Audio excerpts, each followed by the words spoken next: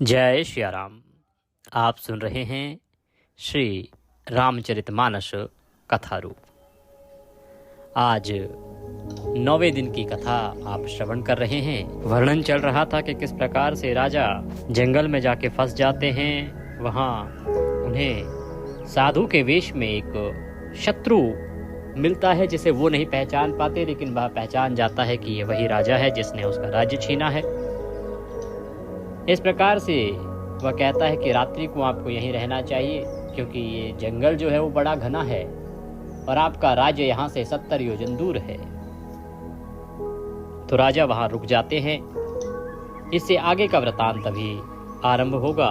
तुलसीदास जी ने बड़ा सुंदर लिखा।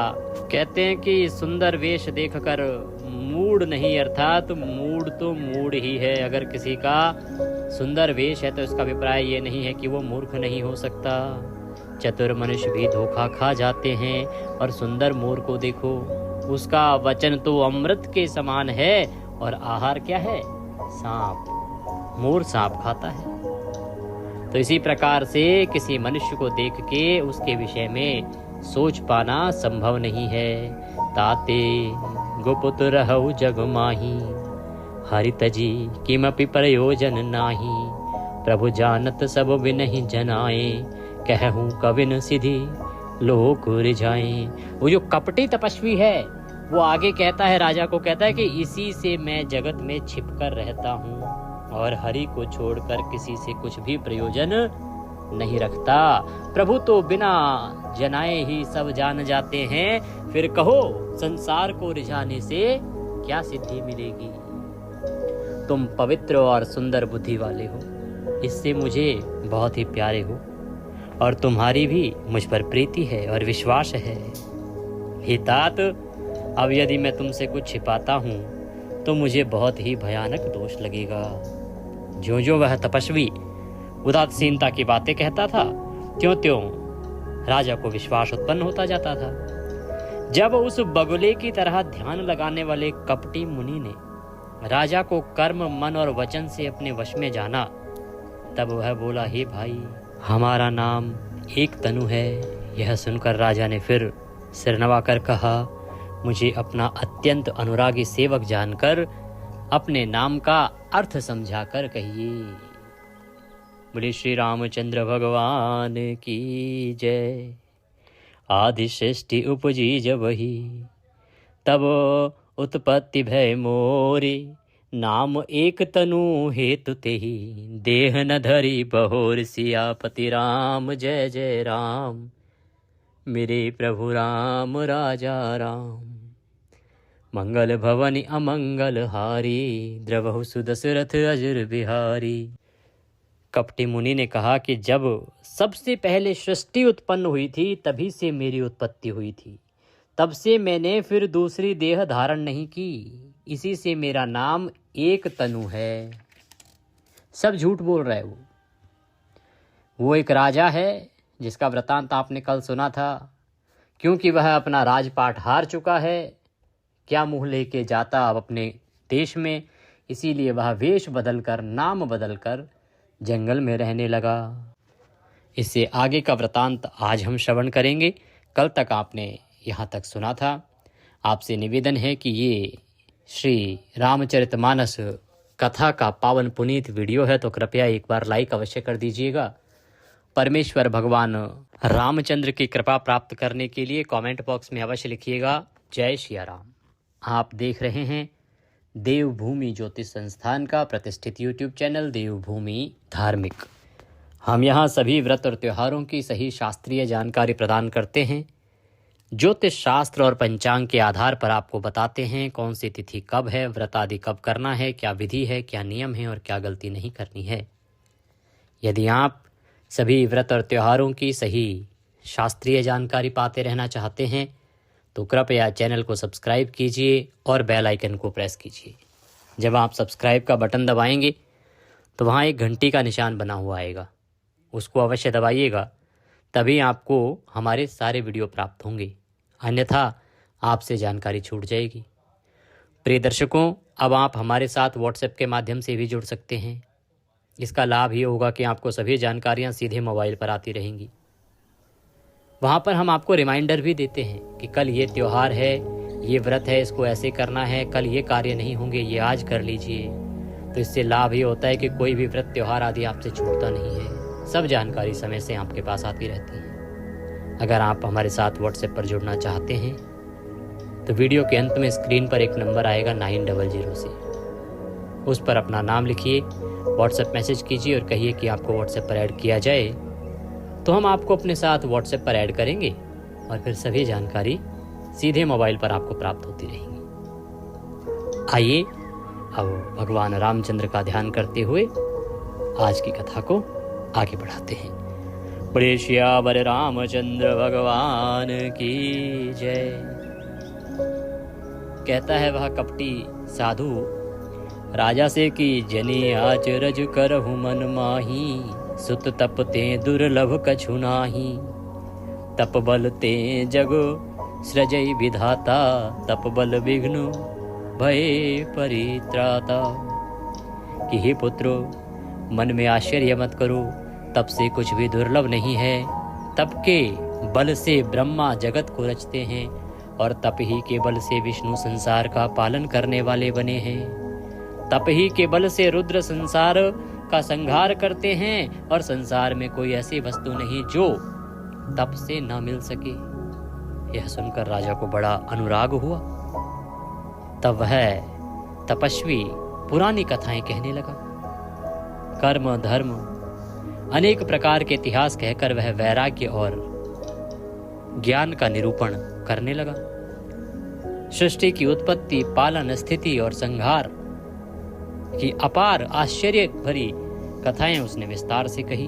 राजा वो सब सुनकर उस तपस्वी के वश में हो गया और तब वह उसे अपना नाम बताने लगा। तपस्वी ने कहा, राजन, मैं तुमको जानता हूँ, तुमने कपट किया, वह मुझे अच्छा लगा।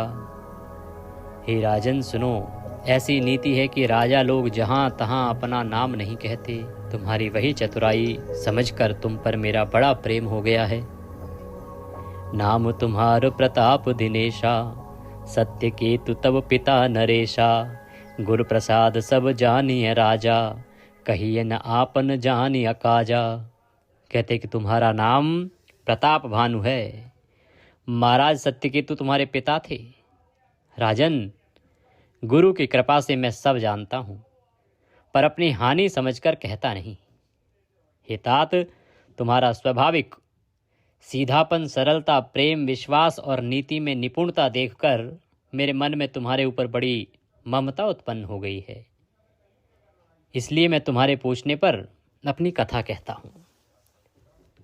अब मैं प्रसन्न हूँ, इसमें संदेह न करना। हे राजन, जो मन को भावे वही मांग लो। सुंदर प्रिय वचन सुनकर राजा हर्षित हो गया और मुनि के पैर पकड़कर उसने बहुत प्रकार से विनती की। हे दया सागर मुनि, आपके दर्शन से ही चारों पदार्थ अर्थ, धर्म, काम और मोक्ष मेरी मुट्ठी में आ गए। तो अभी स्वामी को प्रसन्न देखकर मैं यह दुर्लभ वर मांगकर शोक रहित हो जाऊं। कहते फिर भी मैं चाहता हूं कि ये दुर्लभ वर है, ये आप मुझे दें। जरा मरण दुख रहित तनु, समर जिते जन को। एक छत्र रिपुहीन मही, राज कलप सत हो। कि मेरा शरीर वृद्धावस्था, मृत्यु और दुख से रहित हो जाए, मुझे युद्ध में कोई जीत ना सके और पृथ्वी पर मेरा 100 कल्प तक एक छत्र अकंटक राज्य रहे। तो राजा ने यह वर मांग लिया। कहता पस नृप ऐसे ही हो, कारण एक कठिन सुन सो। कालो तु पद नाहि सीसा, एक विप्र कुल छाड़ी महिषा। तपस्वी ने कहा, हे राजन, ऐसा ही हो, पर एक बात कठिन है, उसे भी सुन लो। हे पृथ्वी के स्वामी, केवल ब्राह्मण कुल को छोड़ काल भी तुम्हारे चरणों पर सिर नवाएगा। तप के बल से ब्राह्मण सदा बलवान रहते हैं, उनके क्रोध से रक्षा करने वाला कोई नहीं है। हे नरपति, यदि तुम ब्राह्मणों को वश में कर लो तो ब्रह्मा, विष्णु और महेश भी तुम्हारे अधीन हो जाएंगे। ब्राह्मण कुल से जोर जबरदस्ती नहीं चल सकती। मैं दोनों भुजा उठाकर सत्य कहता हूँ। हे राजन सुनो, ब्राह्मणों के श्राप बिना तुम्हारा नाश किसी काल में नहीं होगा। राजा उसके वचन सुनकर बड़ा प्रसन्न हुआ और कहने लगा, हे स्वामी, मेरा नाश अब नहीं होगा। हे कृपा निधान प्रभु, आपकी कृपा से मेरा सब समय कल्याण होगा। एवं मस्तु कही कपट मुनि, बोला कुटिल बहोरी। मिलब हमार भुलाव निज, कहु त हम ही न खोरी। सियापति राम जय जय राम, मेरे प्रभु राम राजा राम। एवं अस्तु अर्थात ऐसा ही हो कहकर वह कुटिल कपटी मुनि फिर बोला, किंतु तुम मेरे मिलने तथा अपने राह भूल जाने की बात किसी से कहना नहीं। यदि कह दोगे तो हमारा दोष नहीं होगा। ताते मैं तो ही बरजऊं राजा, कहें कथा तब परम अकाजा। छठे श्रवण यह परत कहानी, नास तुम्हार सत्य मम बानी। हे राजन, मैं तुम्हें इसलिए मना करता हूँ कि इस प्रसंग को कहने से तुम्हारी बड़ी हानि होगी। छठे कान में यह बात पढ़ते ही तुम्हारा नाश हो जाएगा। मेरा यह वचन सत्य जानना। यह प्रगटे अथवा द्विज श्रापा, नास तोर सुनु भानु प्रतापा। आन उपाय निधन तव नाही, जो हरिहर को पही मन माही। कि हे प्रताप भानु सुनो, इस बात के प्रकट करने से अथवा ब्राह्मणों के श्राप से तुम्हारा नाश होगा, और किसी उपाय से चाहे ब्रह्मा और शंकर भी मन में क्रोध करें, तुम्हारी मृत्यु नहीं होगी। राजा ने मुनि के चरण पकड़कर कहा, हे स्वामी, सत्य ही है।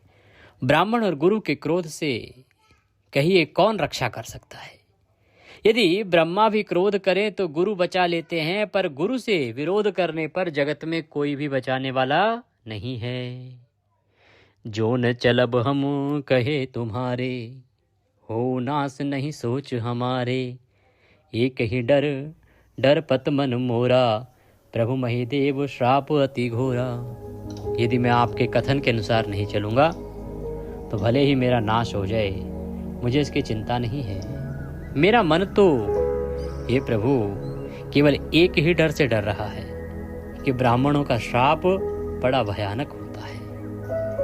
हो ही विप्र बस कवन विधि, कहूँ कृपा करे सो। तुम तज दीन दयालु निज, हितु न देखऊ को। सियापति राम जय जय राम, मेरे प्रभु राम राजा राम। मंगल भवन अमंगल हारी, द्रवहु सुदशरथ अजर बिहारी। राजा कहता है कि वे ब्राह्मण किस प्रकार से वश में हो सकते हैं, कृपा करके वह भी बतलाइए। दीनदयाल, आपको छोड़कर और किसी को मैं अपना हितु नहीं देखता, आपसे बड़ा कोई मेरा हितैषी नहीं है। तपस्वी ने कहा, हे राजन सुनो, संसार में उपाय तो बहुत हैं, पर कष्ट साध्य हैं, बड़ी कठिनता से बनने में आते हैं, और इस पर भी सिद्ध हो या ना हो उनकी सफलता निश्चित नहीं है। हाँ, एक उपाय बहुत सहज है, परंतु उसमें भी एक कठिनाई है। मम आधीन जुगुतिन्द्र सोई, मोर जाब तब नगर न होई। आजु लगे अरु जब ते भयऊ, काहू के ग्रह ग्राम न गयऊ। हे राजन, वह युक्ति तो मेरे हाथ है, पर मेरा जाना तुम्हारे नगर में हो नहीं सकता। जब से पैदा हुआ तब से यही हूँ, तब से आज तक मैं किसी के घर अथवा गांव नहीं गया। मैं केवल इस जंगल में ही रहता हूँ, परंतु यदि नहीं जाता हूँ तो तुम्हारा काम बिगड़ता है। आज यह बड़ा असमंजस आ पड़ा है। यह सुनकर राजा कोमल वाणी से बोला, हे नाथ, वेदों में ऐसी नीति कही गई है कि बड़े लोग छोटों पर स्नेह करते ही हैं। पर्वत अपने सिरों पर सदा तृण अर्थात घास के धारण किए रहते हैं।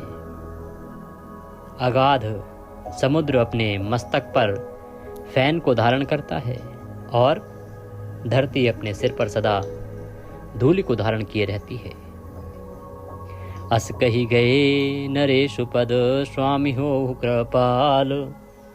मोहि लागी दुख सही प्रभु सज्जन दीन दयाल। सियापति राम जय जय राम मेरे प्रभु राम राजा राम।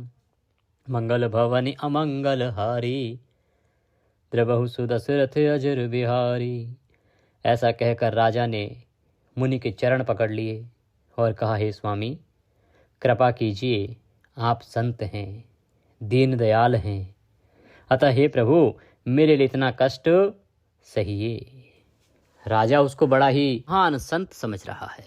वो सोच रहा है कि जैसा वरदान उसने दिया वही फलीभूत होगा, क्योंकि ये बहुत बड़ा त्रिकालदर्शी संत है।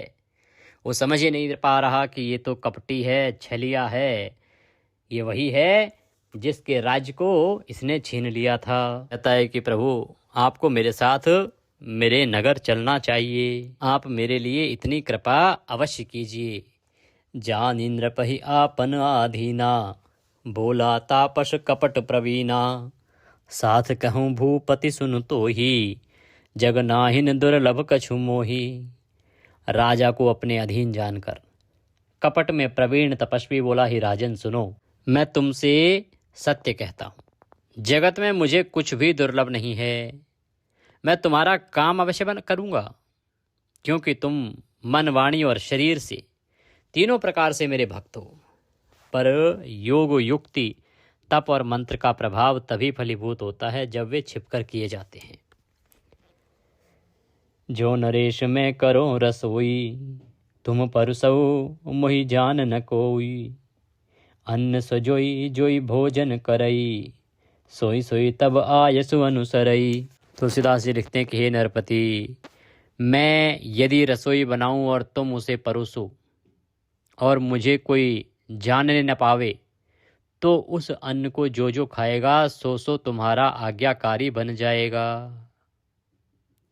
तो इस प्रकार से इसने चाल चली कि मैं चलता हूँ तुम्हारे साथ, मैं रसोई बनाऊंगा, मैं भोजन बनाऊंगा, तुम उसको परोसना, और जो जो उसको खाएगा वह तुम्हारी आज्ञा के विरुद्ध कभी नहीं जाएगा। यही नहीं, उन भोजन करने वालों के घर भी जो कोई भोजन करेगा, हे राजन सुनो, वह भी तुम्हारे अधीन हो जाएगा। हे राजन जाकर यही उपाय करो और वर्ष भर भोजन कराने का संकल्प लेना। नित नूतन द्विज सहस सत बरेहु सहित परिवार। मैं तुम्हारे संकल्प लगी दीन ही करीब जेवनार। सियापति राम जय जय राम मेरे प्रभु राम राजा राम। मंगल भवन अमंगल हारी द्रबहु सुदशरथ अजर बिहारी। कहते हैं कि नित्य नए 1,00,000 ब्राह्मणों को कुटुंब सहित निमंत्रित करना। मैं तुम्हारे संकल्प के काल अर्थात 1 वर्ष तक प्रतिदिन भोजन बना दिया करूँगा। हे राजन, इस प्रकार बहुत ही थोड़े परिश्रम से सब ब्राह्मण तुम्हारे वश में हो जाएंगे। ब्राह्मण हवन, यज्ञ और सेवा, पूजा सब करेंगे, तो उस प्रसंग संबंध से देवता भी सहज ही वश में हो जाएंगे। मैं एक और पहचान तुमको बताए देता हूँ कि मैं इस रूप में कभी न आऊँगा। हे राजन, मैं अपनी माया से तुम्हारे पुरोहित को हर लाऊंगा, तप के बल से उसे अपने समान बनाकर 1 वर्ष तक यहाँ रखूंगा। और हे राजन सुनो, मैं उसका रूप बनाकर सब प्रकार से तुम्हारा काम सिद्ध करूंगा। इस प्रकार वार्तालाप करते करते रात्रि का काफ़ी पहर बीत गया। तो वह बोला, हे राजन, अब रात बहुत बीत गई, अब आपको सो जाना चाहिए। आज से 3रे दिन मुझसे तुम्हारी भेंट होगी। तप के बल से मैं घोड़े सहित तुमको सोते ही मैं घर पहुंचा दूंगा। कहता है कि मेरे अंदर इतना तप है कि तुम अभी सोओगे और मैं सोते हुए को ही इस शक्ति से सीधे महल में पहुंचा दूंगा। मैं आऊँ सोई बेसुधरी पहचाने हूँ तब मोही। जब एकांत बोलाई सब कथा सुनावा तो ही। सियापति राम जय जय राम मेरे प्रभु राम राजा राम। मैं वही पुरोहित का वेश धरकर आऊँगा। जब एकांत में तुमको बुलाकर सब कथा सुनाऊँगा तब तुम मुझे पहचान लेना। राजा ने आज्ञा मानकर शयन किया और वह कपट ज्ञानी आसन पर जा बैठा। राजा थका था, उसे खूब गहरी नींद आ गई। वह कपटी कैसे सोता, उसे तो बहुत चिंता हो रही थी। उसी समय वहां कालकेतु राक्षस आया, जिसने सुअर बनकर राजा को भटकाया था। वह तपस्वी राजा का बड़ा मित्र था और खूब छल प्रपंच जानता था। उसके 100 पुत्र और 10 भाई थे, जो बड़े ही दुष्ट, किसी से न जीते जाने वाले और देवताओं को दुख देने वाले थे। ब्राह्मणों, संतों और देवताओं को दुखी देखकर राजा ने उन सबको पहले ही युद्ध में मार डाला था। उस दुष्ट ने पिछला वैर याद करके तपस्वी राजा से मिलकर सलाह विचारी षड्यंत्र किया और जिस प्रकार शत्रु का नाश हो वही उपाय रचा। भाविवश राजा प्रताप भानु कुछ भी नहीं समझ सका।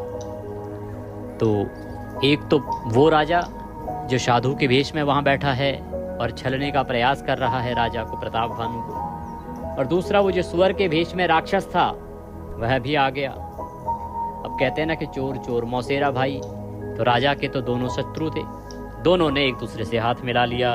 रिपु तेजसी अकेले अपी लघु करी गनियन ताहु अजहु देत दुख रवि शशि सिर अवशेषित राहु सियापति राम जय जय राम मेरे प्रभु राम राजा राम। तेजस्वी शत्रु अकेला भी हो तो भी उसे छोटा नहीं समझना चाहिए। जिसका सिर मात्र बचा था वह राहु आज तक सूर्य चंद्रमा को दुख देता है। तपस्वी राजा अपने मित्र को देख प्रसन्न होकर उठकर मिला और सुखी हुआ। उसने मित्र को सब कथा कही, सुनाई। तब राक्षस आनंदित होकर बोला, हे राजन सुनो, जब तुमने मेरे कहने के अनुसार इतना काम कर ही लिया तो अब मैंने शत्रु को काबू में कर लिया। तुम अब चिंता त्याग कर सो जाओ, विधाता ने बिना ही दवा के रोग दूर कर दिया। तो राक्षस ने कहा कि देखो राजन, जैसी हमारी योजना थी वो सफल हो गई।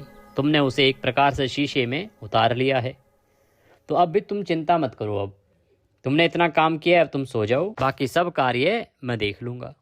कुल समेत रिपु मूल बहाई चौथे दिवस मिलब में आई। तापस नृपहि बहुत परितोषी चला महाकपटी अतिरोषी। कुल सहित शत्रु को जड़ मूल से उखाड़ कर बहार करके चौथे दिन मैं तुमसे आ मिलूंगा। तपस्वी राजा को खूब दिलासा देकर वह महामायावी और अत्यंत क्रोधी राक्षस वहां से चला गया। उसने प्रताप भानु राजा को घोड़े सहित क्षण भर में घर पहुंचा दिया।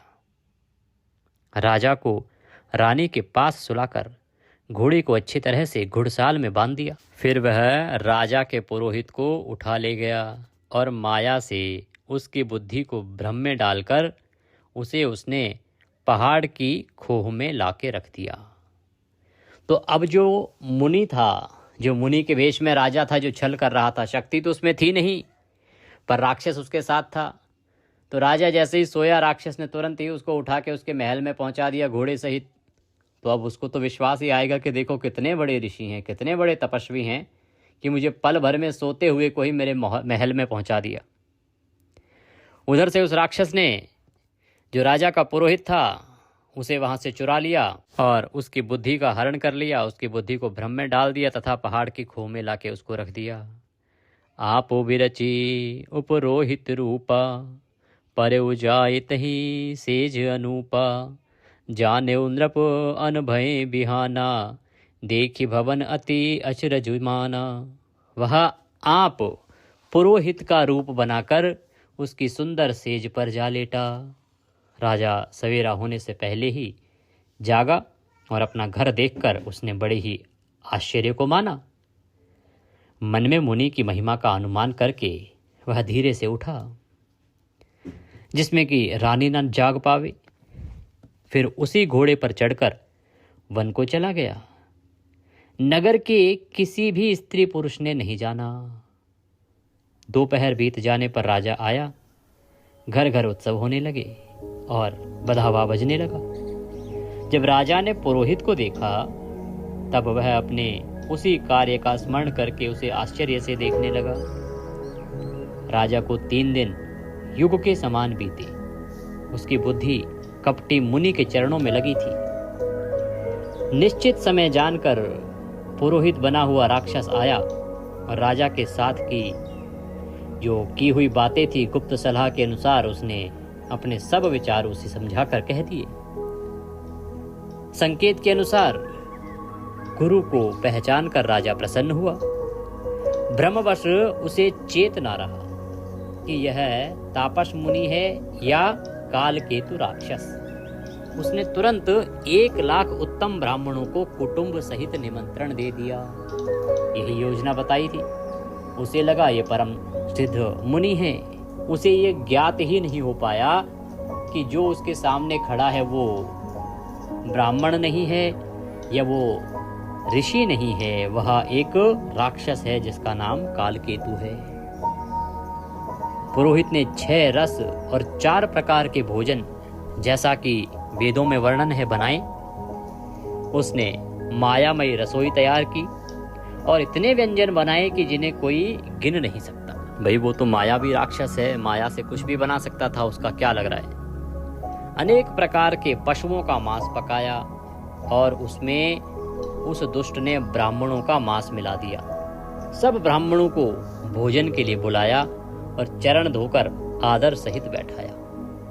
जो ही राजा परोसने लगा उसी काल केतु के तुत्कृत आकाशवाणी हुई। हे ब्राह्मणों, उठ उठकर अपने घर को जाओ। यह अन्न मत खाओ, इसके खाने से बड़ी हानि है। रसोई में ब्राह्मणों का मांस बना है।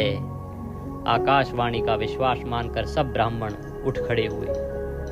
राजा व्याकुल हो गया, परंतु उसकी बुद्धि मोह में भूली हुई थी।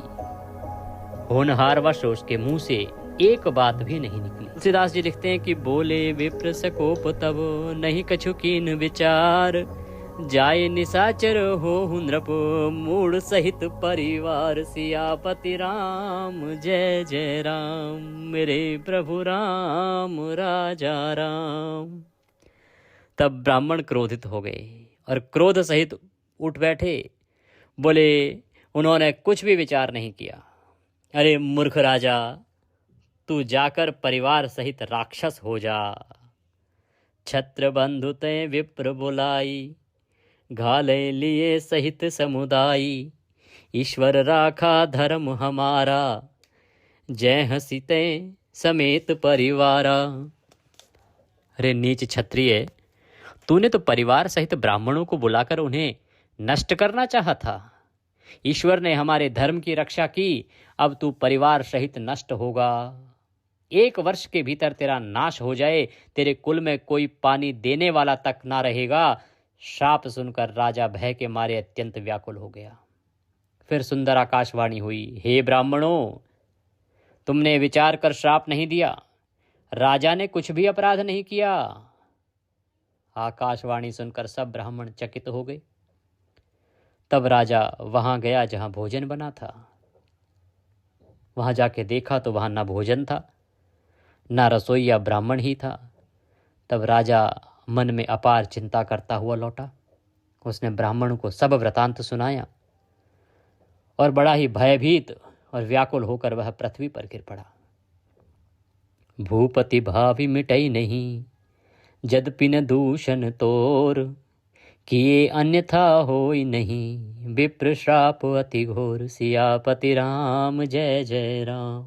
हे राजन, यद्यपि तुम्हारा दोष नहीं है तो भी होनहार नहीं मिटता। ब्राह्मणों का श्राप बहुत ही भयानक होता है, यह किसी तरह भी टाले नहीं टल सकता। ऐसा कहकर सब ब्राह्मण चले गए।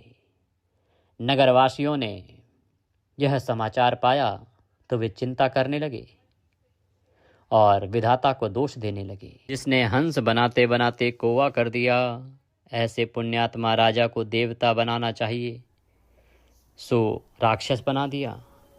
पुरोहित को उसके घर पहुंचाकर असुर कालकेतु ने कपटी तपस्वी को खबर दी। उस दुष्ट ने जहां तहां पत्र भेजे, जिससे सब राजा सेना सजाकर दौड़े चले आए। सबको सूचना दे दी उसने कि ये घटना हो गई है, अवसर आ गया है। और उन्होंने डंका बजाकर नगर को घेर लिया। नित्य प्रति अनेक प्रकार से लड़ाई होने लगी। प्रताप भानु के सब योद्धा करनी करके रण में जूझ मरे। राजा भी भाई सहित खेत रहा। सत्यकेतु के कुल में कोई नहीं बचा। ब्राह्मणों का श्राप झूठा कैसे हो सकता था।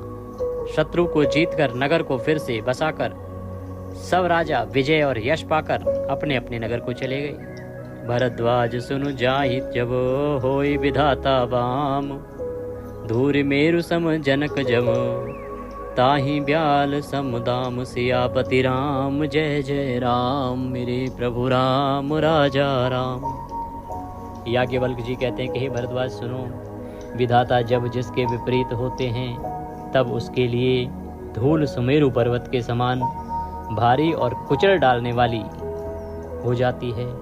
पिता यम के समान काल रूप हो जाते हैं। रस्सी सांप के समान काट खाने वाली हो जाती है। काल पाए मुनि सुन सोई राजा, भयउ निशाचर सहित समाजा, 10 सिर ताहि 20 भुज दंडा, रावण नाम वीर बरिबंडा। हे मुनि सुनो, समय पाकर वही राजा परिवार सहित रावण नामक राक्षस हुआ। उसके 10 सिर और 20 भुजाएं थी। वह बड़ा ही प्रचंड शूरवीर था। अरिमर्दन नामक जो राजा का छोटा भाई था, वह बल का धाम कुंभकर्ण हुआ।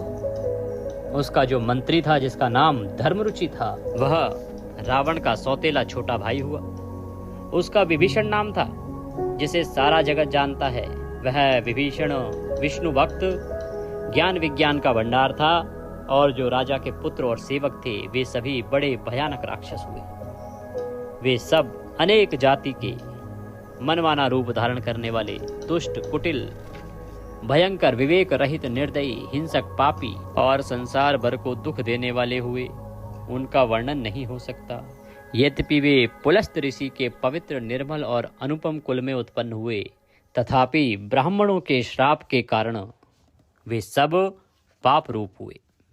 तीनों भाइयों ने अनेक प्रकार की बड़ी ही कठिन तपस्या की, जिसका वर्णन नहीं हो सकता। उनका उग्र तप देखकर ब्रह्मा जी उनके पास गए और बोले, हे तात, मैं प्रसन्न हूँ, वर मांगो। रावण ने विनय करके और चरण पकड़कर कहा, हे जगदीश्वर सुनिए, वानर और मनुष्य, इन 2 जातियों को छोड़कर हम और किसी के मारे ना मरें, यह वर दीजिए। एवमस्तु तुम बड़ तप कीना, मैं ब्रह्मा मिली तेहि वर दीना, पुनि प्रभु कुंभकर्ण पहि गयहु, तेहि बिलों की मन विस्मय भयहु। शिव जी कहते हैं माँ पार्वती को कि मैंने और ब्रह्मा ने मिलकर उसे वर दिया कि ऐसा ही हो। तुमने बड़ा तप किया है। फिर ब्रह्मा जी कुंभकर्ण के पास गए। उसे देखकर उनके मन में बड़ा आश्चर्य हुआ। जो यह दुष्ट नित्य आहार करेगा तो सारा संसार ही उजड़ जाएगा। ऐसा विचार करके ब्रह्मा जी ने सरस्वती को प्रेरणा करके उसकी बुद्धि फेर दी, जिससे उसने 6 महीने की नींद मांग ली। गए विभीषण पास मुनि, कहु पुत्र वर मांगो, तेहि मांगेऊ भगवंत पद, कमल अमल अनुराग, सियापति राम जय जय राम, मेरे प्रभु राम राजा राम। फिर ब्रह्मा जी विभीषण के पास गए और बोले, हे पुत्र, वर मांगो। उसने भगवान के चरण कमलों में निर्मल, निष्काम और अनन्य प्रेम मांगा। तिन्हि देई वर ब्रह्म सिधाए, हर्षित ते अपने ग्रह आए, मैं तनुजा मंदोदरी नामा, परम सुंदरी नाम ललामा। उनको वर देकर ब्रह्मा जी चले गए और वे तीनों भाई हर्षित होकर अपने घर लौट आए। मैं दानव की जो पुत्री थी मंदोदरी, तो मंदोदरी नाम की कन्या परम सुंदरी और स्त्रियों में शिरोमणि थी। मैंने उसे लाकर रावण को दिया। उसने जान लिया कि यह राक्षसों का राजा होगा। अच्छी स्त्री पाकर रावण प्रसन्न हुआ और फिर उसने जाकर दोनों भाइयों का विवाह कर दिया। समुद्र के बीच में त्रिकूट नामक पर्वत पर ब्रह्मा का बनाया हुआ एक बड़ा ही भारी किला था। महान मायावी और निपुण कारीगर मय दानव ने उसको फिर से सजा दिया। उसमें मणियों से जड़े हुए सोने के अनगिनत महल थे। जैसी नागकुल के रहने की भोगावतीपुरी है और इंद्र के रहने की स्वर्गलोक में अमरावतीपुरी है, उनसे भी अधिक सुंदर और बांका वह दुर्ग था। जगत में उसका नाम लंका प्रसिद्ध हुआ। तुलसीदास जी लिखते हैं कि खाई सिंधु गभीर अति, चारे हूँ दिशि फिर आवो, कनक कोटि मणि खचित दृढ़, बरनि न जाय बनाव सियापति राम। जय जय राम मेरे प्रभु राम राजा राम। मंगल भवन अमंगल हारी, द्रवहु सुदशरथ अजर बिहारी। उसे चारों ओर से समुद्र की अत्यंत गहरी खाई घेरे हुए है। उस दुर्ग के मणियों से जड़ा हुआ सोने का मजबूत परकोटा है, जिसकी कारीगरी का वर्णन नहीं किया जा सकता।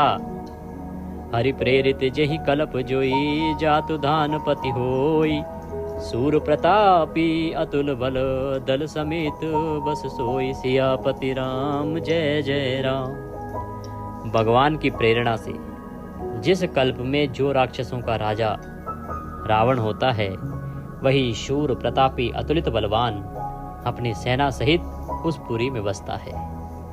पहले वहां बड़े बड़े योद्धा राक्षस रहते थे। देवताओं ने उन सबको युद्ध में मार डाला।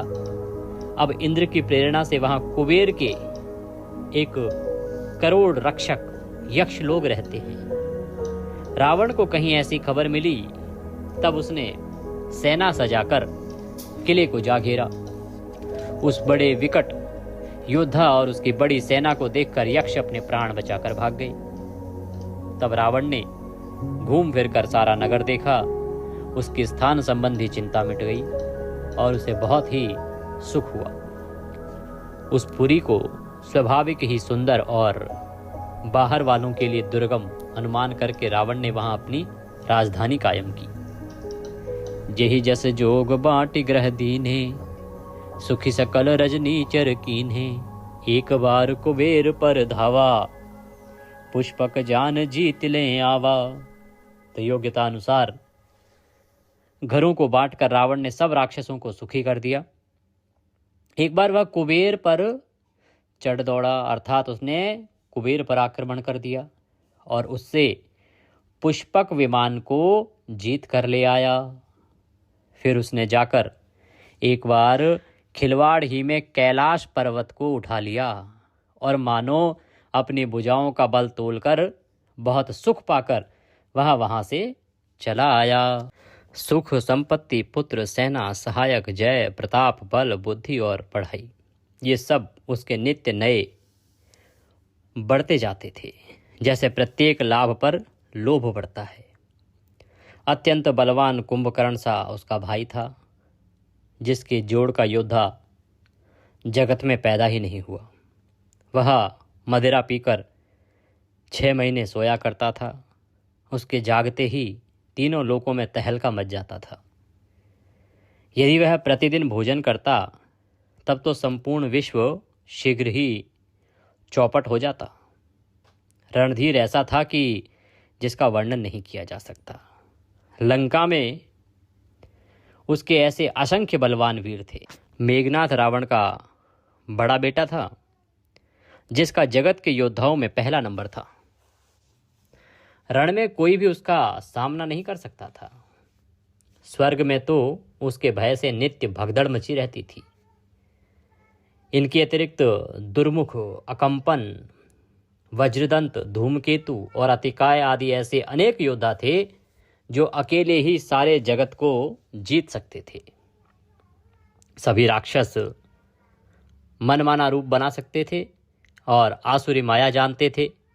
उनके दया धर्म स्वप्न में भी नहीं रहा करता था। एक बार सभा में बैठे हुए रावण ने अपने अनगिनत परिवार को देखा। पुत्र पौत्र कुटुंबी और सेवक ढेर के ढेर थे। सारी राक्षसों की जातियों को तो गिन ही कौन सकता था। अपनी सेना को देखकर स्वभाव से ही अभिमानी रावण क्रोध और गर्व से सनी हुई वाणी बोला, सुनहु सकल रजनी चर जूथा, हमरे बैरी विबुध बरू था, ते सन्मुख नहीं करहि लड़ाई, देखि सबल रिपु जाहि पराई। कि हे समस्त राक्षसों के दलों सुनो, देवता गण हमारे शत्रु हैं, वे सामने से आकर युद्ध नहीं करते, बलवान शत्रु को देखकर भाग जाते हैं। उनका मरण एक ही उपाय से हो सकता है, मैं समझा कर कहता हूँ, अब उसे सुनो। उनके बल को बढ़ाने वाले ब्राह्मण, भोजन, यज्ञ, हवन और श्राद्ध, इन सब में जाकर तुम बाधा डालो। रावण ने कहा कि जो देवता है ना, उनको बल मिलता है ब्राह्मण भोजन से, यज्ञ से, हवन से, श्राद्ध कर्म आदि से, तो इन सब को होने ही ना दो। ये नहीं होंगे तो देवता अपने आप कमजोर हो जाएंगे। तुलसीदास जी लिखते हैं कि क्षुधा छीन बलहीन सुर, सजही मिलही आही, तब मारी हूँ कि छाड़ी हूँ, भली भांति अपनाई सियापति राम। जय जय राम मेरे प्रभु राम राजा राम। भूख से दुर्बल और बलहीन होकर देवता सहज ही में आ मिलेंगे, तब उनको मैं मार डालूंगा, अथवा भली भांति अपने अधीन करके, सर्वथा पराधीन करके छोड़ दूंगा। फिर उसने मेघनाद को बुलवाया और शिखा पढ़ाकर उसके बल और वैभव को बड़ा करने के लिए तथा देवताओं के प्रति उसके वैर भाव को उकसाया, उत्तेजना दी और फिर कहा, हे पुत्र, जो देवता रण में धीर और बलवान है और जिन्हें लड़ने का अभिमान है, उन्हें युद्ध में जीत कर बांध लाना। बेटे ने उठकर पिताजी की आज्ञा को शिरोधार्य किया। इसी तरह उसने सबको आज्ञा दी और आप भी हाथ में गदा लेकर चल दिया। रावण के चलने से पृथ्वी डगमगाने लगी और उसकी गर्जना से देव रमणियों के गर्भ गिरने लगे। रावण को क्रोध सहित आते हुए सुनकर देवताओं ने सुमेरु पर्वत की गुफाओं में जाके अपने आप को छुपा लिया। दिक्पालों के सारे सुंदर लोगों को रावण सूना कर गया। वह बार बार भारी सिंह गर्जना करके देवताओं को ललकार ललकार कर गालियां देता था। रण के मद में मतवाला होकर वह अपनी जोड़ी का योद्धा खोजता हुआ जगत भर में दौड़ता फिरा, परंतु उसे ऐसा योद्धा कहीं नहीं मिला। सूर्य, चंद्रमा, वायु, वरुण, कुबेर, अग्नि, काल, यम आदि सब अधिकारी, किन्नर, सिद्ध, मनुष्य, देवता और नाग, सभी के पीछे वह हठपूर्वक पड़ गया। किसी को भी उसने शांतिपूर्वक नहीं बैठने दिया। ब्रह्मा जी की सृष्टि में जहां तक शरीरधारी स्त्री पुरुष थे, सभी रावण के अधीन हो गए। डर के मारे सभी उसकी आज्ञा का पालन करते थे और नित्य आकर नम्रता पूर्वक उसके चरणों में सिर नवाते थे। भुजबल विश्व वश्य करी, राक्षसी कौन स्वतंत्र, मंडलीक मणि रावण, राज करई निज मंत्र, सियापति राम। जय जय राम मेरे प्रभु राम राजा राम। उसने भुजाओं के बल से सारे विश्व को वश में कर लिया, किसी को स्वतंत्र नहीं रहने दिया। मंडलीक राजाओं का शिरोमणि सार्वभौम सम्राट रावण अपने इच्छानुसार राज्य करने लगा।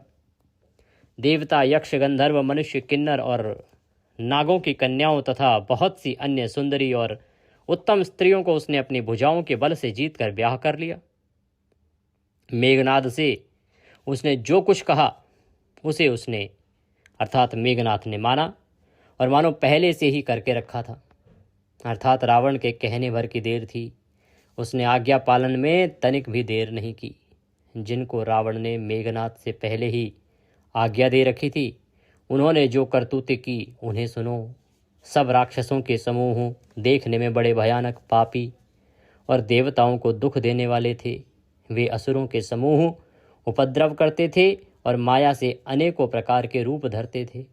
जिस प्रकार धर्म की जड़ कटे, वे वही सब वेद विरुद्ध काम किया करते थे। जिस जिस स्थान में वे गौ और ब्राह्मण को पाते थे, उसी नगर, गांव और पूर्वे में आग लगा देते थे। उनके डर से कहीं भी शुभ आचरण जैसे ब्राह्मण भोज यज्ञ, ज्ञान आदि, श्राद्ध आदि के कार्य नहीं होते थे। देवता, ब्राह्मण और गुरु को कोई नहीं मानता था। ना हरि भक्ति थी, ना यज्ञ, तप और ज्ञान था। वेद और पुराण तो स्वप्न में भी सुनने को नहीं मिलते थे। तुलसीदास जी लिखते हैं कि जप जोग विराग ताप मख भागा, श्रवण सुनहि दश शीशा, आपन उठ धावई रही न पावई, धरि सब घालई खीसा। अश भ्रष्ट अचारा भा संसारा, धर्म सुनिय नहीं काना, तेई बहुविधि त्रासई देश निकाशई, जो कह वेद पुराना। कहते हैं कि जब योग, वैराग्य, तप तथा यज्ञ में देवताओं के भाग पाने की बात रावण कहीं कानों से सुन पाता तो उसी समय स्वयं दौड़ता, कुछ भी रहने नहीं पाता। वह सबको पकड़कर विध्वंस कर डालता था। संसार में ऐसा भ्रष्ट आचरण फैल गया कि धर्म तो कानों में भी सुनने में नहीं आता था। जो कोई वेद और पुराण कहता उसको बहुत तरह से त्रास देता और देश से निकाल देता था। राक्षस लोग जो घोर अत्याचार करते थे उसका वर्णन नहीं किया जा सकता। हिंसा पर ही जिनकी प्रीति है उनके पापों का क्या ठिकाना। पराये धन, पराये स्त्री पर मन चलाने वाले दुष्ट चोर और जुआरी बहुत अधिक बढ़ गए। लोग माता पिता और देवताओं को नहीं मानते थे और साधुओं की सेवा करना तो दूर की बात है, उल्टे उनसे सेवा करवाते थे। श्री शिव जी कहते हैं कि हे भवानी, जिनके ऐसे आचरण हैं उन सब प्राणियों को राक्षस ही समझना चाहिए। इस प्रकार धर्म के प्रति लोगों की अतिशय ग्लानि, अरुचि, अनास्था देखकर पृथ्वी अत्यंत भयभीत एवं व्याकुल हो गई। वह सोचने लगी कि पर्वतों, नदियों और समुद्रों का बोझ मुझे इतना भारी नहीं जान पड़ता जितना भारी मुझे एक परद्रोही अर्थात दूसरों का अभिष्ट करने वाला लगता है। पृथ्वी सारे धर्म को विपरीत देख रही है, पर रावण से भयभीत हुई वह कुछ बोल नहीं सकती। अंत में हृदय में सोच विचार करके गौ का रूप धारण करके धरती वहां गई जहां सब देवता और मुनि छिपे थे। पृथ्वी ने रोकर उनको अपना दुख सुनाया, पर किसी से कुछ काम नहीं बना। तब देवता, मुनि और गंधर्व सब मिलकर ब्रह्मा जी के लोक, जिसे सत्यलोक कहते हैं, वहां गए। भय और शोक के अत्यंत व्याकुल बेचारी पृथ्वी भी गौ का शरीर धारण किए उनके साथ थी। ब्रह्मा जी सब जान गए। उन्होंने मन में अनुमान किया कि इसमें मेरा कुछ वश नहीं है और मेरा वश चलने का भी नहीं है। तब उन्होंने पृथ्वी से कहा कि जिसकी तू दासी है वही अविनाशी, हमारा और तुम्हारा दोनों का सहायक है। ब्रह्मा जी ने कहा, हे धरती, मन में धीरज धारण करके श्री हरि के चरणों का स्मरण करो। प्रभु अपने दासों की पीड़ा को जानते हैं, ये तुम्हारी कठिन विपत्ति का नाश करेंगे। सब देवता बैठकर विचार करने लगे कि प्रभु को कहाँ पावें ताकि उनके सामने पुकार फरियाद करें। और वैकुंठपुरी जाने को कहता था और कोई कहता था कि वही प्रभु क्षीर सागर में निवास करते हैं।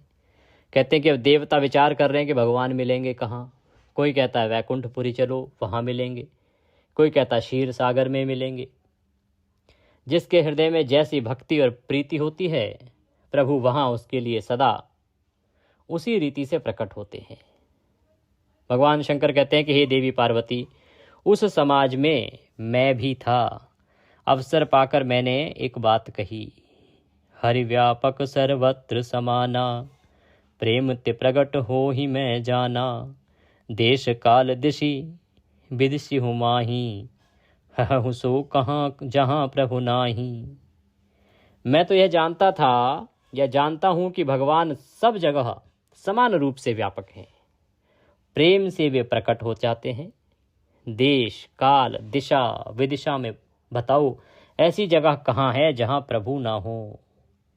वे चराचर में व्याप्त हैं और चराचर में व्याप्त होते हुए ही सबसे रहित हैं और विरक्त हैं, उनकी कहीं आसक्ति नहीं है। वे प्रेम से प्रकट होते हैं। जैसे अग्नि अव्यक्त रूप से सर्वत्र व्याप्त है, परंतु जहाँ उसके लिए अग्नि मंथन आदि साधन किए जाते हैं वहाँ वह प्रकट होती है। इसी प्रकार सर्वत्र व्याप्त भगवान भी प्रेम से प्रकट होते हैं। मेरी बात सबको प्रिय लगी। ब्रह्मा जी ने साधु साधु कहकर बढ़ाई की। तुलसीदास जी लिखते हैं कि सुनि विरंचि मन हर सुतन, पुलकी नयन बन बह नीर, स्तुति करत जोरि कर, सावधान मति धीर, सियापति राम जय जय राम। भगवान शंकर कहते हैं कि मेरी बात सुनकर ब्रह्मा जी के मन में बड़ा हर्ष हुआ। उनका तन पुलकित हो गया और नेत्रों से प्रेम के आंसू बहने लगे। तब वे धीर बुद्धि ब्रह्मा जी सावधान होकर हाथ जोड़कर स्तुति करने लगे। जय जय सुरनायक जन सुखदायक, प्रणत पाल भगवंता, गौ द्विज हितकारी, जय असुरारी, सिंधु सुता प्रिय कंता, पालन सुर धरनी, अद्भुत करनी, मरम न जानई कोई, जो सहज कृपाला दीन दयाला, करौ अनुग्रह सोई। जय जय अविनाशी सब घटवासी, व्यापक परमानंदा, अविगत गौतीतम चरित पुनीतम, माया रहित मुकुंदा, जहि लागी विरागी अति अनुरागी, विगत मोह मुनि वृंदा, निसि बासर ध्यावहि गुण गण गावहि, जयति सच्चिदानंदा, जहि षष्टि उपाई त्रिविध बनाई, संग सहाय न दूजा, सो करऊ अघारी चिंता हमारी, जानिय भगति न पूजा, जो भव भय भंजन मुनि मन रंजन, गंजन विपति बरू था, मन बच क्रम बानी छाड़ी सयानी, शरण सकल सुरजू था, सारद श्रुति शेषा शय अशेषा, जा कहूँ को नहीं जाना, जेहि दीन प्यारे वेद पुकारे, द्रवौ सो श्री भगवाना। भव बारिधि मंदर सब विधि सुंदर, गुण मंदिर सुख पुंजा, मुनि सिद्ध सकल सुर परम भयातुर, नमत नाथ पद कंजा, जानि सभय सुर भूमि सुने, बचन समेत स्नेह, गगन गिरा गंभीर भई, हरनि शोक संदेह, सियापति राम जय जय राम, मेरे प्रभु राम राजा राम। देवता और पृथ्वी को भयभीत जानकर और उनके स्नेह युक्त वचन सुनकर शोक और संदेह को हरने वाली गंभीर आकाशवाणी हुई। जब देवताओं ने इस प्रकार से भगवान की स्तुति की, अब स्तुति का प्रभाव तो भगवान पर अवश्य होता ही है। भगवान परमेश्वर नारायण सदा भक्तों पर कृपा करते हैं। तो स्तुति को सुनने के बाद एक आकाशवाणी हुई कि हे मुनि सिद्ध देवताओं के स्वामियों, डरो मत, तुम्हारे लिए मैं मनुष्य का रूप धारण करूंगा और उदार सूर्यवंश में अंशों सहित मनुष्यों का अवतार लूंगा। कश्यप और अदिति ने बड़ा भारी तप किया था, मैं पहले ही उनको वर दे चुका हूं। वे ही दशरथ और कौशल्या के रूप में मनुष्यों के राजा होकर अयोध्यापुरी में प्रकट हुए हैं। उन्हीं के घर जाकर मैं रघुकुल में श्रेष्ठ 4 भाइयों के रूप में अवतार लूंगा। नारद के सब वचन मैं सत्य करूंगा और अपनी पराशक्ति के सहित अवतार लूंगा। मैं पृथ्वी का सब भार हर लूंगा। हे देववृंद, तुम निर्भय हो जाओ। आकाश में ब्रह्म की वाणी को कान से सुनकर देवता तुरंत लौट गए। उनका हृदय शीतल हो गया। तब ब्रह्मा जी ने पृथ्वी को समझाया तो पृथ्वी भी अब निर्भय हुई और उसके जी में भरोसा अर्थात ढांढस आ गया कि प्रभु अवतार लेंगे और शीघ्र ही उसे इन राक्षसों से, इस भार से मुक्ति मिलेगी। निज लोक ही बिरंच गे देवन कहे सिखाय, बानर तनु धरी धरी मही, हरिपद सेवहु जाय, सियापति राम जय जय राम। देवताओं को यही सिखाकर कि वानरों का शरीर धर धर कर तुम लोग पृथ्वी पर जाकर भगवान के चरणों की सेवा करो, ब्रह्मा जी अपने लोक को चले गए। सब देवता अपने अपने लोक को गए। पृथ्वी सहित सबके मन को शांति मिली। ब्रह्मा जी ने जो कुछ आज्ञा दी उससे देवता बहुत प्रसन्न हुए और उन्होंने वैसा ही करने में देर नहीं की। पृथ्वी पर उन्होंने वानर देह धारण की। उनमें अपार बल और प्रताप था। सभी शूरवीर थे। पर्वत वृक्ष और नख ही उनके शस्त्र थे। वे धीर बुद्धि वाले वानर रूप देवता भगवान के आने की राह देखने लगे। वे वानर पर्वतों और जंगलों में जहां तहां अपनी अपनी सुंदर सेना बनाकर भरपूर छा गए। यह सब सुंदर चरित्र मैंने कहा। अब वह चरित्र सुनो जिसे बीच ही में छोड़ दिया गया था। अवधपुरी रघुकुल मणि राऊ, वेद विदित तेहि दशरथ नाऊ, धर्म धुरंधर गुण निधि ज्ञानी, हृदय भगति मति सारंग पानी। कि अवधपुरी में रघुकुल शिरोमणि दशरथ नाम के राजा हुए, जिनका नाम वेदों में विख्यात है। वे धर्म धुरंधर, गुणों के भंडार और ज्ञानी थे। उनके हृदय में शांग धनुष धारण करने वाले भगवान की भक्ति सदा विराजमान रहती थी और उनकी बुद्धि भी उन्हीं में लगी रहती थी। उनकी कौशल्या आदि प्रिय रानियां सभी पवित्र आचरण वाली थी। वे विनती और पति के अनुकूल चलने वाली और श्रीहरि के चरण कमलों में उनका दृढ़ प्रेम था। एक बार राजा के मन में बड़ी ग्लानि हुई कि मेरे पुत्र नहीं है। राजा तुरंत ही गुरु के घर गए और चरणों में प्रणाम करके बहुत विनय की। राजा ने अपना सारा दुख सुख गुरु को सुनाया। गुरु वशिष्ठ जी ने उन्हें बहुत प्रकार से समझाया और कहा कि धीरज धरो, तुम्हारे 4 पुत्र होंगे जो तीनों लोकों में प्रसिद्ध और भक्तों के भय को हरने वाले होंगे। वशिष्ठ जी ने श्रृंगी ऋषि को बुलाया और उनके शुभ पुत्र कामेष्ठी यज्ञ कराया। मुनि के भक्ति सहित आहुतियां देने पर अग्निदेव हाथ में हविष्य पात्र खीर लिए प्रकट हुए और दशरथ से बोले, वशिष्ठ ने हृदय में जो कुछ विचारा था तुम्हारा वह सब काम सिद्ध हो गया। हे राजन, अब तुम जाकर इस हविष्यात्र अर्थात पायस को जिसको जैसा उचित हो वैसा भाग बनाकर बांट दो। तदंतर अग्निदेव सारी सभा को समझाकर अंतर्ध्यान हो गए। राजा परमानंद में मग्न हो गए। उनके हृदय में हर्ष समाता न था। उसी समय राजा ने अपनी प्यारी पत्नियों को बुलाया। कौशल्या आदि सभी रानियां वहां चली आई। राजा ने पायस का आधा भाग कौशल्या को दिया और शेष भाग 2 भागों में कर दिया। वह उनमें से एक भाग राजा ने कैकई को दिया। शेष जो बचा रहा उसको फिर 2 भागों में कर दिया गया। उसके फिर 2 भाग हुए और राजा ने उनको कौशल्या और कैकई के हाथ पर रखकर अर्थात उनकी अनुमति लेकर और इस प्रकार उनका मन प्रसन्न करके सुमित्रा को दिया। इस प्रकार सब स्त्रियां गर्भवती हुई। वे हृदय में बहुत हर्षित हुई। उन्हें बड़ा सुख मिला। जिस दिन से श्रीहरि लीला से ही गर्भ में आए, सब लोकों में सुख और संपत्ति छा गई। शोभाशील और तेज की खान बनी हुई सब रानियां महल में सुशोभित हुई। इस प्रकार कुछ समय सुखपूर्वक बीता और वह अवसर आ गया जिसमें प्रभु को प्रकट होना था। जोग लगन ग्रह बार तिथि, सकल भय अनुकूल, चर और अचर हर्ष जुत, राम जन्म सुख मूल, सियापति राम जय जय राम, मेरे प्रभु राम राजा राम।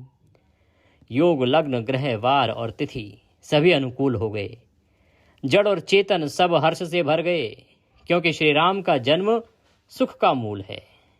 पवित्र चैत्र का महीना था। नवमी तिथि थी। शुक्ल पक्ष और भगवान का प्रिय अभिजीत मुहूर्त था। दोपहर का समय था। न बहुत सर्दी थी, न धूप, न गर्मी थी। वह पवित्र समय सब लोगों को शांति देने वाला था। शीतल मंद और सुगंधित पवन बह रही थी। देवता हर्षित थे और संतों के मन में बड़ा चाव था। वन फूले हुए थे, पर्वतों के समूह मणियों से जगमगा रहे थे और सारी नदियां अमृत की धारा बहा रही थी। जब ब्रह्मा जी ने वह भगवान के प्रकट होने का अवसर जाना, तब उनके समेत सारे देवता विमान सजाकर चले। निर्मल आकाश देवताओं के समूहों से भर गया और गंधर्वों के दल गुणगान करने लगे और सुंदर अंजलियों में सजा सजा कर पुष्प बरसाने लगे। आकाश में घमाघम नगाड़े बजने लगे। नाग मुनि और देवता स्तुति करने लगे और बहुत प्रकार से अपनी अपनी सेवा उपहार भेंट करने लगे। सुर समूह विनती करी पहुँचे निज निज धाम।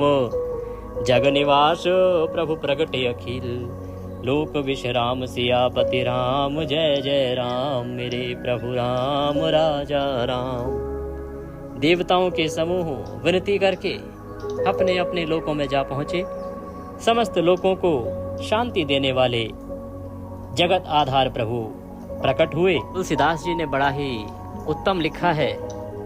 भय प्रगट कृपाला दीन दयाला, कौसल्या हितकारी, हर्षित महतारी मुनि मनहारी। अद्भुत रूप विचारी, लोचन अभिरामा, तन घन श्यामा, निज आयुध भुज चारी। भूषण वनमाला नयन विशाला, शोभा सिंधु खरारी। कह दुई कर जोरी स्तुति तोरी, कि विधि करो अनंता। माया गुण ज्ञानातीत अमाना, वेद पुराण भनंता। करुणा सुख सागर सब गुण आगर, जेहि गावहि श्रुति संता। सो मम हित लागी जन अनुरागी, भयउ प्रगट श्रीकंता। ब्रह्मांड निकाया निर्मित माया, रोम रोम प्रतिवेद कहे। ममोर सोबासी यह उपहासी, सुनत धीर मति धीर न रहे। उपजा जब ज्ञाना प्रभु मुस्काना, चरित बहुत विधि कीन चहे। कहीं कथा सुहाई मात बुझाई, जेहि प्रकार सुत प्रेम लहे। माता पुनि बोली सोमति डोली, तजहु तात यह रूपा। की जय शिशु लीला अति प्रियशीला, यह सुख परम अनूपा। सुनि वचन सुजाना, रोदन ठाना, होई बालक सुरभूपा। यह चरित जे गावहि हरि पद पावहि, तीन परहि भवकूपा। विप्रधेनु सुर संत हित, लीन मनुज अवतार। निज इच्छा निर्मित तनु, माया गुण गोपार। सियापति राम जय जय राम मेरे प्रभु राम राजा राम। ब्राह्मण, गाय, देवता और संतों के लिए भगवान ने मनुष्य का अवतार लिया। बोलिए श्री रामचंद्र भगवान की जय। वे अज्ञानमयी मलिना माया और उनके गुण सत रज तम और बाहरी तथा भीतरी इंद्रियों से परे हैं। उनका दिव्य शरीर अपनी इच्छा से ही बना है, किसी कर्म बंधन से परवश होकर त्रिगुणात्मक भौतिक पदार्थों के द्वारा नहीं। बच्चे के रोने की बहुत ही प्यारी ध्वनि सुनकर सब रानियां उतावली होकर दौड़ी चली आई। दासियां हर्षित होकर जहां तहां दौड़ी। सारे पुरवासी आनंद में मग्न हो गए। राजा दशरथ जी पुत्र का जन्म कानों से सुनकर मानो ब्रह्मानंद में समा गए। मन में अतिशय प्रेम है, शरीर पुलकित हो गया।